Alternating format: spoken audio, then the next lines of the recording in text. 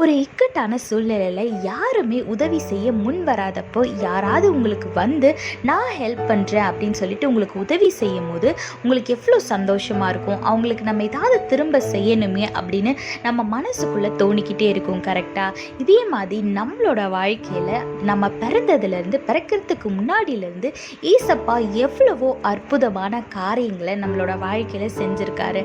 நம்ம அவருக்காக என்ன செய்ய போகிறோம்? வேதத்தில் பாருங்கள், சங்கீதம் 116:12 போட்டிருக்கு, கர்த்தர் எனக்காக செய்த எல்லா உபகாரங்களுக்காகவும் அவருக்கு எண்ணத்தை செலுத்துவேன்னு வேதத்தில் போட்டிருக்கு.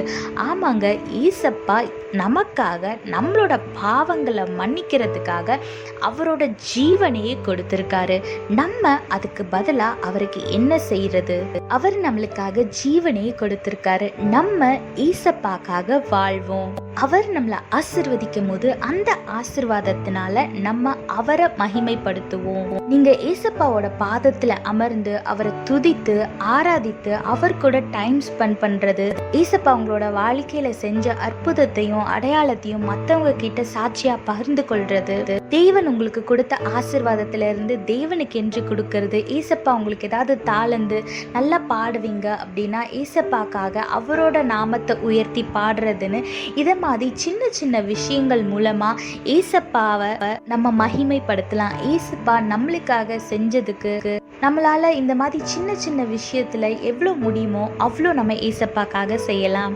அதனால இன்னிலிருந்து எந்தெந்த விஷயத்துல உங்களால ஏசப்பாவை மகிமைப்படுத்த முடியுமோ மகிமைப்படுத்துங்க, அவரை உயர்த்துங்க, அவருக்காக ஏதாவது செய்யுங்க. கர்த்தரை பிடித்து கொள்ளுங்க, அவரை துதிங்க, ஆசீர்வாதமான வாழ்க்கை வாழுங்க. கர்த்தர் உங்களோடு கூட இருந்து உங்களை ஆசீர்வதித்து பாதுகாத்து வழி நடத்துவாராக. ஆமீன். When you're in a critical situation that you cannot handle, and if someone comes and help you at that time, you will be very happy and you will be grateful for that person, and you will always be thinking about them, that you have to repay, you have to do something to them. Likewise, in our life, our God has done great things in our life. He has blessed us. He has done miraculous things in our life. What are we going to give him back? Look what the Bible says in Psalm 116:12. How can I repay the Lord for all the good he has done for me? Yes, our God has done many things in our life. If you're alive today, if you're healthy, if you have roof over your head, if you have food to eat, if you have clothes to wear, then you're blessed, or God has blessed you. No one can say that the God hasn't done anything to us. So what are you going to give back to our Lord? He gave his life. He sacrificed his life so that we can live a sin-free life. For that, you should live for him.